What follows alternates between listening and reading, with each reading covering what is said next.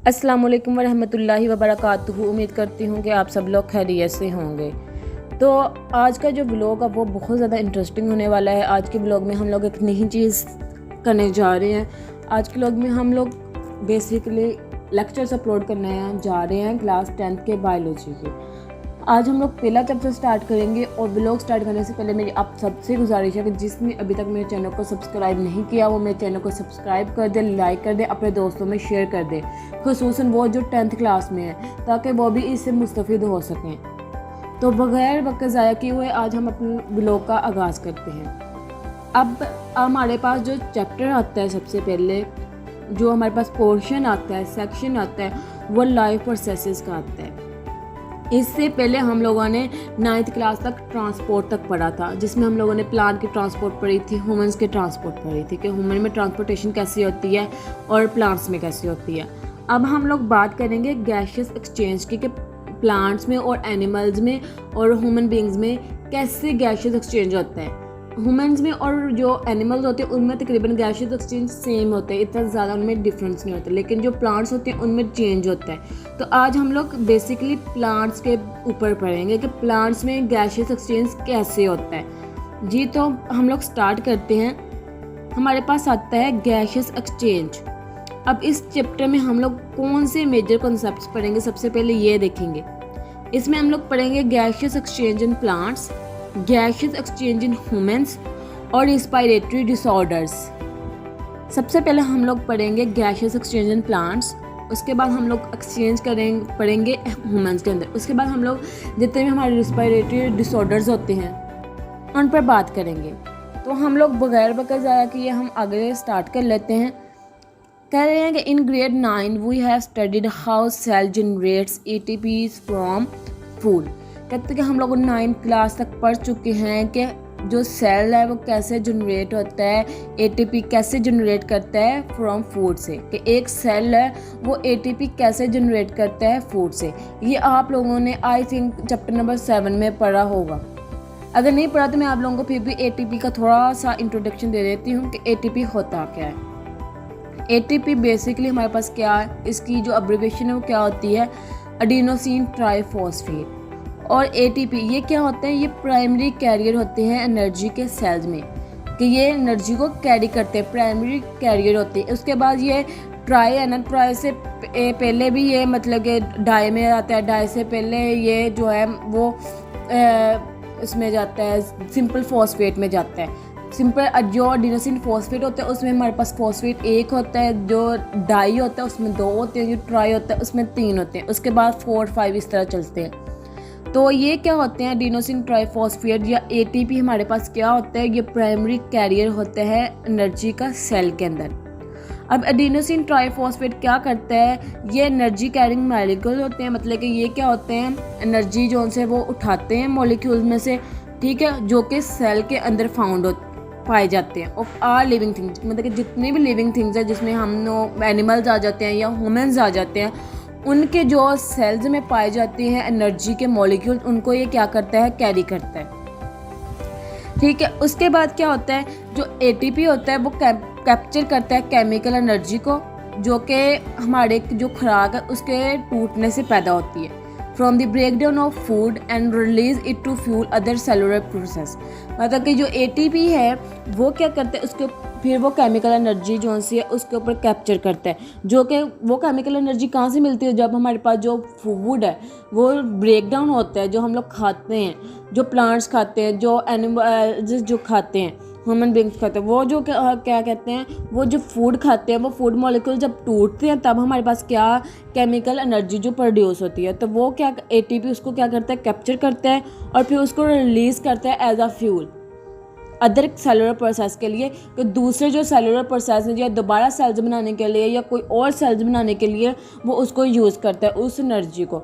ये हम लोगों ने बड़ा डिटेल से एंजाइम वाले चैप्टर में भी थोड़ा बहुत इसका पढ़ा है, और एंजाइम वाले चैप्टर के बाद जो हमारे पास चैप्टर होता है उसमें भी हम लोगों ने इसको सारा पढ़ा हुआ है। अगर आप लोगों को नहीं समझ आ रही तो आप लोग एक दफ़ा उधर से जाके भी पढ़ लें इसको कि क्या होता है ATP, आप लोगों को समझ आ जाएगी। अगर उसके अलावा आप लोगों का कोई क्वेश्चन हो इसके बारे में तो आप लोग मुझसे पूछ सकते हैं। उसके बाद हम बात करेंगे सेलुलर रिस्पिरेशन क्या होती है। जैसे कि यहाँ पे लिखा हुआ है, मैं आप लोगों को बता देती हूँ जी। ये सेलुलर रिस्पायरेशन है। सेलुलर रिस्पायरेशन हमारे पास प्रोसेस होता है जिसमें हमारे पास कार्बन और हाइड्रोजन के बॉन्ड जो फूड में प्रेजेंट होते हैं वो टूटते हैं बाय ऑक्सीडेशन रिडक्शन रिएक्शन, और जो एनर्जी है वो क्या हो जाती है, ट्रांसफ़र हो जाती है एटीपी में वो ट्रांसफ़र हो जाती है। क्या होता है सेलुलर रिस्पायरेशन? ऐसा प्रोसेस जिसमें हमारे पास CH बॉन्ड जौन से होते हैं फूड में वो टूटते हैं बाय ऑक्सीडेशन रिडक्शन रिएक्शन से, और जो एनर्जी होती है वो ATP में ट्रांसफ़र हो जाती है। अब जैसे यहाँ पे मैं आप लोगों को बता दूँ कि ऑक्सीडेशन रिडक्शन रिएक्शन क्या होते हैं। तो ऑक्सीडेशन रिडक्शन रिएक्शन हमारे पास होते हैं इनको हम लोग रिडॉक्स रिएक्शंस भी बोलते हैं। जो ऑक्सीडेशन रिडक्शन रिएक्शन होते हैं उसको हम लोग वो रिडॉक्स रिएक्शन भी बोलते हैं। ये भी आप लोगों ने 9th में पढ़ा हुआ है। ये हमारे पास क्या होते हैं, डायरेक्ट सोर्स ऑफ एनर्जी होती है, और ये क्या होती है, ये एक्सचेंज करती है इलेक्ट्रॉन को बिटवीन एटम्स।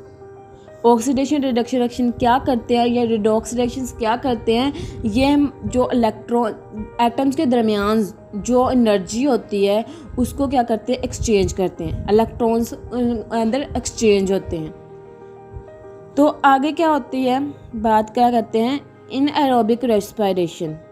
बेसिकली मैं ये भी आप लोगों को बता दूं कि जो ऑक्सीडेशन होती है उसमें हमारे पास इलेक्ट्रॉन्स लॉस होते हैं, उसमें हमारे पास इलेक्ट्रॉन लॉस होंगे, और जो रिडक्शन होगा ये आप लोगों ने बात याद रखनी है कि उसमें हमारे पास इलेक्ट्रॉन गेन होंगे। रिस्पायरेशन, अब एरोबिक रिस्पायरेशन की बात आ जाती है। ऑक्सीडेशन इस्तेमाल होगी, is used and there is complete oxidation of the food material. जैसे मैंने आप लोगों को कहा है कि ऑक्सीडेशन क्या होती है, जिसमें हम लोग लॉस होता है इलेक्ट्रॉन का, रिडक्शन में गेन होगा, ऑक्सीडेशन में क्या होगा, लॉस होगा। तो जो एरोबिक रिस्पायरेशन होगी उसमें क्या होता है कि ऑक्सीजन जब यूज़ हो जाती है, जो ऑक्सीजन का जब यूज़ हो जानी है इसका मतलब क्या है कि ऑक्सीजन क्या हो गई है, लॉस हो गई है। तो वो क्या होती है, हमारे पास कंप्लीट ऑक्सीडेशन होती है फूड मटेरियल में, मतलब कि ऑक्सीजन क्या होगी, निकल गई। यही हम लोगों ने पढ़ा था ना, इलेक्ट्रॉन जोन से वो निकल गए, तो वो क्या होगी, हमारे पास ऑक्सीडेशन होगी। अब कार्बन डाइऑक्साइड और वाटर जोन से हो गए, इस प्रोसेस में वो बनेंगे। जब हमारे पास ऑक्सीडेशन हो जाएगी तब हमारे पास कौन सी दो चीज़ें बनेंगी, एक तो कार्बन डाइऑक्साइड बनेगी हमारे पास, और दूसरी हमारे पास वाटर बनेगी। नेक्स्ट हम बात करते हैं ऑर्गेनिज्म गेट्स ऑक्सीजन। जो ऑर्गेनिजम्स होते हैं जैसे सारे इंसान जानवर जो होते हैं वो क्या करते हैं, वो ऑक्सीजन लेते हैं नीडेड फॉर सेलुलर रिस्पायरेशन, जो कि हमारे पास सेलुलर रिस्पायरेशन के लिए हमें सांस लेने के लिए ज़रूरी होती है, हमारे ज़िंदा रहने के लिए ज़रूरी होती है। नेक्स्ट हम कहते हैं from their environment and provide it to their cell. अब ये जो ऑर्गेनिज्म है कहाँ से लेते हैं ऑक्सीजन, ये अपने इन्वायरमेंट से लेते हैं, और ये प्रोवाइड करते हैं सेल्स को। जब जो हमारे अंदर बॉडी के अंदर सेल्स होते हैं, मतलब जो बाय नोज हम लोग क्या कर लेकर जा रहे होते हैं, ऑक्सीजन लेकर जा रहे होते हैं, और हम लोग कार्बन डाइऑक्साइड निकाल रहे होते हैं। मीन्स कि वो जो लॉस होता है हमारे पास ऑक्सीजन का, वो ऑक्सीजन जो से होती है वो ऑर्गेनिज्म से लेते हैं, इन्वायरमेंट से लेते हैं, और जो है कुछ सेल उनको प्रोवाइड करते हैं। तो उधर से हम लोग मतलब कि लेके जो है ऑक्सीजन हम लोग क्या करते हैं, इनहेल करते हैं, हम सांस लेते हैं। तो इसको हम लोग क्या कहते हैं, सेलुलर प्रोसेस कहते हैं। अब जो कार्बन डाइऑक्साइड होती है प्रोड्यूस होती है, जब हम लोगों ने कहा कि जब हम लोग ऑक्सीजन को यूज़ कर लेंगे, जब ऑक्सीजन यूज़ करेंगे तो हमारे पास कौन सी दो चीज़ें प्रोड्यूस होंगी, एक तो कार्बन डाइऑक्साइड होगा, एक वाटर होगी। तो हम लोगों ने कभी नोट किया होगा जब हम लोग सांस लेते हैं हमारे मुंह से स्टीम निकलती है, तो उसमें दो गैसेज होती है, उसमें दो चीज़ें होती है, एक तो कार्बन डाइऑक्साइड होती है और दूसरी हमारे पास क्या होती है, वाटर होते हैं। क्योंकि अक्सर आप लोग जब सांस ले रहे होते हो, आप अपने आगे हाथ रखो तो आप लोगों के हाथ वेट हो जाते हैं, गिले हो जाते हैं, क्योंकि उनमें क्या होता है, वाटर वेपर्स होते हैं थोड़े थोड़े छोटे छोटे जो से। आप लोग मास्क वेयर करते हो, आप लोग जब सांस लेते हो, आपके सांस लेने से आपका जो मास्क है वो वेट हो जाता है, गीला हो जाता है, मतलब कि थोड़ा थोड़ा गीला होना शुरू हो जाता है वो, और आप लोगों को पसीना भी आता है। पसीना आप लोगों को किस वजह से आता है, इसी वजह से आता है कि जब आप लोग सांस लेते हैं तो वो आप लोगों के मुंह के इर्द गिर्द वो क्या हो जाता है, वो इकट्ठा हो जाता है पानी, जो वाटर निकल आता है। क्योंकि आप लोग क्या कर रहे होते हैं, ऑक्सीजन खर्च कर रहे होते हो और कार्बन डाइऑक्साइड और वाटर निकाल रहे होते हो। याद रखना, जब भी ऑक्सीजन आप लोग यूज़ करोगे तो आप लोगों के पास कौन सी दो चीज़ें निकलेंगी? एक तो आप लोगों के पास निकलेगी कार्बन डाइऑक्साइड, यहाँ पे मैं लिख भी देती हूँ कि एक आप लोगों के पास कार्बन डाइऑक्साइड होगी CO2 जिसको हम लोग कहते हैं, और दूसरी हमारे पास क्या निकलेगी? वाटर। ये जो चीज़ें जो सी हैं वो क्या होंगी? रिलीज होंगी जब आप लोग ऑक्सीडेशन करेंगे या ऑक्सीजन को यूज करेंगे। नेक्स्ट आप लोगों के पास आ जाता है the carbon dioxide produce during cellular respiration is taken out of the cell. जो कार्बन डाइऑक्साइड प्रोड्यूस होती है उस सेलुलर रिस्पायरेशन के दरमियान वो क्या होती है? हमारे सेल से निकल जाती है। जब सेलुलर रिस्पायरेशन होता है तो वो जो कार्बन डाइऑक्साइड बनी होती है वो क्या होती है? हमारे जिस्म से निकल जाती है, हमारी जो सेल्स होती है उसमें से निकल जाती है और हमारी बॉडी से भी निकल जाती है। जैसे मैंने आप लोगों को बताया कि जैसे हम सांस लेते हैं तो हम लोग ऑक्सीजन के ज़रिए सांस लेते हैं। अगर किसी बंदे में ऑक्सीजन की कमी हो जाए, उसको सांस ना आ रहा हो, हम कहते हैं कि इसको ऑक्सीजन की कमी हो गई, इसको फ़ौरन ऑक्सीजन लगाओ। जब भी किसी को सांस में दुश्वारी आती है या सांस उसको सही तरह नहीं आ रहा हो तो हम उसको कार्बन डाइऑक्साइड तो नहीं ना लगाते, हम उसको ऑक्सीजन हमेशा लगाते हैं, क्योंकि हमारे सर्वाइव करने के लिए ऑक्सीडेशन ज़रूरी है, ऑक्सीजन ज़रूरी है। तो जब ऑक्सीडेशन होगी तो मैंने आप लोगों को बताया दो चीज़ें वो रिलीज़ होंगी जिनमें कार्बन डाइऑक्साइड होगा, वाटर होगा, और वो जो कार्बन डाइऑक्साइड होगा वो सेल से निकल जाएगा और हमारी बॉडी से भी निकलती जाएगी। ऑक्सीडेशन होती जाएगी और जो है रिडक्शन है वो होती जाएगी। मतलब रिडक्शन क्या होता है? लॉस ऑफ इलेक्ट्रॉन्स, वो gain of electron, gain electron करता जाएगा, हाई कार्बन डाइऑक्साइड और वाटर निकलता जाएगा। अब अगले आगे कह रहे हैं टेकिंग इन ऑक्सीजन, मतलब कि जो ऑक्सीजन को लेना, and give out of carbon dioxide इस टर्म एज गैशियस एक्सचेंज। इसको हम लोग क्या कहते हैं? Gaseous exchange. ऑक्सीजन को लेना और कार्बन डाइऑक्साइड को बाहर निकालना, इस प्रोसेस का नाम क्या है? Gaseous exchange. इसको हम लोग गैशियस एक्सचेंज का नाम देंगे। देन नेक्स्ट हमारे पास आ जाता है द टर्म ब्रीथिंग। ब्रीथिंग का मतलब क्या होता है? सांस लेना। is used for the process through which animals takes air in their bodies to get oxygen from it and then give out the air for getting rid of carbon dioxide। कहते हैं कि ये ब्रीथिंग क्या होती है? ये ऐसा process होता है जो कि एनिमल्स जो है वो हवा से ऑक्सीजन लेते हैं, अपनी बॉडी तक लेके जाते हैं, ठीक है, और गिव आउट करते हैं एयर को, जिसमें हमारे पास और कार्बन डाइऑक्साइड होती है। वो कार्बन डाइऑक्साइड को रिलीज़ कर देते हैं और ऑक्सीजन को अपने अंदर ले जाते हैं। तो उस प्रोसेस को क्या कहते हैं? ब्रीथिंग। जैसे ये एनिमल्स के लिए भी होता है और इंसान के लिए भी होता है, लेकिन इंसान एनवायरनमेंट से मतलब कि सेल से खुराक से लेता रहता है, लेकिन वो एयर से भी लेते हैं। विच एनिमल्स टेक्स एयर, कहते हैं कि जो एनिमल्स जोन से होते हैं थ्रू विच, जिसके ज़रिए एनिमल्स एयर लेते हैं इन देयर बॉडीज़, अपने बॉडीज़ के अंदर, टू गेट ऑक्सीजन, ऑक्सीजन हासिल करने के लिए, फ्रॉम इट, उससे, एंड देन गिव आउट, और फिर क्या करते हैं? वो गिव आउट कर देते हैं, बाहर निकाल देते हैं द एयर, वो हवा, for getting ride of carbon dioxide, कि कार्बन डाइऑक्साइड से छुटकारा पाने के लिए, कार्बन डाइऑक्साइड को बाहर निकालने के लिए। तो उस प्रोसेस को, उस टर्म को क्या कहते हैं? ब्रीथिंग कहते हैं। नेक्स्ट कहते हैं जो दो ब्रीथिंग और रिस्पायरेशन होते हैं ये सिनोनिमस नहीं होते, मतलब कि एक दूसरे के उल्ट चीज़ें नहीं होती, सेम ही होती हैं। रिस्पायरेशन भी एक जैसी होती है और जो है ब्रीथिंग वो भी एक जैसी होती है, मतलब कि इनमें कोई इतना ख़ास फ़र्क नहीं है। इनमें फ़र्क क्या है कि जो रिस्पायरेशन होती हैं उनमें मैकेनिकल और बायोकेमिकल प्रोसेसेस होते हैं।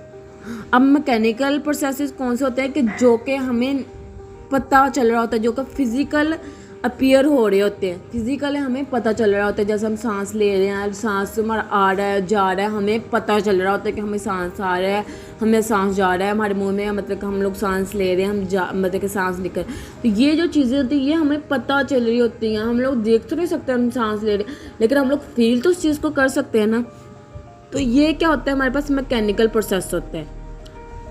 देन हमारे पास आता है बायोकेमिकल प्रोसेस। बायोकेमिकल प्रोसेस वो होते हैं जो कि हमारे बॉडी के अंदर हो रहे होते हैं। हमें नहीं पता होता कि वो कौन से प्रोसेसेस हो रहे होते हैं, कैसे हमारे मतलब के अंदर जाके ऑक्सीजन कैसे रिएक्ट करती है, कैसे कार्बन डाइऑक्साइड बाहर निकलती है, इस चीज़ का हमें नहीं पता। हमें बस इतना पता है कि हम लोग कार्बन डाइऑक्साइड निकाल रहे हैं और ऑक्सीजन ले रहे हैं। इस प्रोसेस को हम लोग फील कर सकते हैं। वो क्या होता है? मैकेनिकल होता है। और जबकि जो कि हम लोग जो बायोकेमिकल प्रोसेस हमारे अंदर हो रहे होते हैं, इंटरनली हो रहे होते हैं, वो क्या होते हैं हमारे पास बायोकेमिकल प्रोसेसेस होते हैं।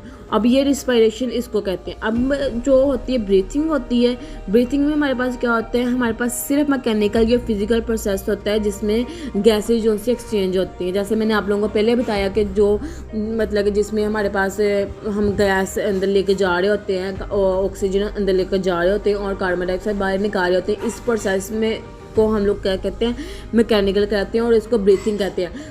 सांस लेना मतलब कि ब्रीथिंग का मतलब क्या होता है, सांस लेना। तो रिस्पायरेशन का वो होता है कि रिस्पायरेशन में हम लोग सांस भी लेते हैं लेकिन हमारा इंटरनली प्रोसेस भी उसमें सारा इन्वॉल्व होता है, जैसे कि ऊपर मैंने आप लोगों को बताया है।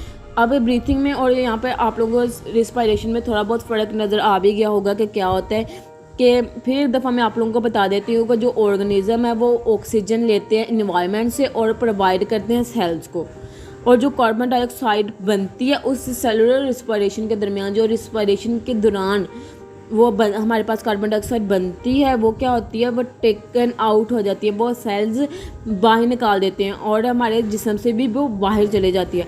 तो वो क्या होती है हमारे पास, उस प्रोसेस को हम लोग क्या कहेंगे, एक तो सेलुलर रिस्पायरेशन भी उसको बोल देते हैं, और उस प्रोसेस को जो ये सारा प्रोसेस हो रहा होता है ओवरऑल उसको हम लोग गैशियस एक्सचेंज बोलते हैं। और ब्रीथिंग में क्या होता है, ये ऐसा प्रोसेस होता है जो कि जिसमें एनिमल जोन से है वो एयर लेते हैं अपने बॉडीज़ में, एयर अपने बॉडीज़ में लेके जाते हैं ऑक्सीजन हासिल करने के लिए, ठीक है, और जो है गिव आउट कर देते हैं एयर, और एयर बाहर निकालते हैं, हवा जोन से है वो बाहर निकालते हैं कार्बन डाइऑक्साइड को निकालने के लिए। ये ब्रीथिंग होती है। अब बस आप लोगों को थोड़ा बहुत इसमें आइडिया हो गया होगा कि रिस्पायरेशन में हमारे पास दो प्रोसेस होते हैं। एक तो हमारे इंटरनली हो रहा होता है, जैसे मैंने आप लोगों को बताया कि वो बायोकेमिकल प्रोसेसेस हो रहे हैं कि हमारे अंदर से जो है वो निकल रही होती है, हमारे अंदर जो गैसेस बन रही होती है वो निकल रही होती है सेल्स के थ्रू, ठीक है। और एक जो होता है मैकेनिकल प्रोसेस होता है जिसमें हम लोग सांस ले रहे होते हैं, जिसको हम लोग ब्रीथिंग भी बोलते हैं। तो रिस्पायरेशन में हमारे पास दो प्रोसेस होते हैं, मैकेनिकल भी होता है और हमारे पास बायोकेमिकल प्रोसेसेस भी होते हैं, जबकि ब्रीथिंग में हमारे पास सिर्फ और सिर्फ मैकेनिकल प्रोसेस होता है, नो मोर। अब इस चैप्टर में हम लोग पढ़ेंगे कि मैकेनिज्म क्या होता है गैसेस एक्सचेंज इन प्लांट के, मतलब कि प्लांट्स में कैसे गैसेस एक्सचेंज होती है और ह्यूमंस में कैसे होती है। तो वो इंशाल्लाह हम लोग नेक्स्ट व्लॉग में पढ़ेंगे। आज के लिए आप लोगों को इतना शोर बर्दाश्त करना पड़ा, पीछे काफ़ी ज़्यादा शोर था, मे बी आप लोगों को समझने में प्रॉब्लम हुई हो, तो नेक्स्ट इंशाल्लाह ऐसा नहीं होगा। तो आप लोगों ने शोर एडजस्ट करना है। मैं नेक्स्ट लेक्चर में कोशिश करूँगी कि ये शोर से अवॉइड हो सके। तो आप लोगों ने काइंडली इस चीज़ को निगलेक्ट कर देना है, शोर को निगलेक्ट कर दीजिएगा। अगर आप लोगों को आज के लेक्चर की समझ आई है तो आप लोगों ने मुझे कमेंट करके ज़रूर बताना है। अगर आप लोगों का कोई भी क्वेश्चन हो आप लोग एक दफ़ा रीड करके देख लीजिएगा। अगर आप लोगों का कोई भी इससे रिलेटेड क्वेश्चन हो तो आप लोगों ने मुझसे ज़रूर पूछ लेना है। उन्होंने मेरे चैनल को सब्सक्राइब नहीं किया अभी तक तो मेरे चैनल को सब्सक्राइब कर दें, और आप लोगों ने लाजमी एक दफ़ा इसको रीड आउट करना है और मुझे कमेंट करके बताना है कि आप लोगों को समझ आई है या नहीं है।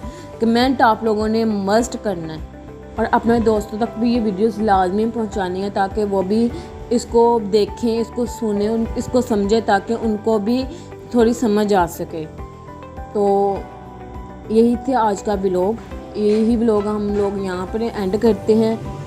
इंशाल्लाह कल के व्लॉग में हम लोग अगला स्टार्ट कर देंगे जिसमें हम लोग गैसेस एक्सचेंज इन प्लांट्स पढ़ेंगे। तो अगर आप लोगों को कोई भी क्वेश्चन हो आप लोग मुझे इंस्टाग्राम पे भी जाके मैसेज कर सकते हैं, आप लोग मुझे फेसबुक पे भी जाके मैसेज कर सकते हैं। मेरा सेम अकाउंट है एजुकेशन लर्निंग सेंटर, तो आप कहीं भी जाके मुझे कमेंट कर सकते हैं, आप पूछ सकते हैं मुझसे। यहाँ पे आप लोगों ने कमेंट ज़रूर करना है कि आप लोगों को समझ आई है या नहीं आई। इसी दुआ के साथ हम लोग एंड करते हैं कि अल्लाह पाक हम सबके इल्म में इजाफ़ा फरमाए। आमीन। अल्लाह हाफिज़।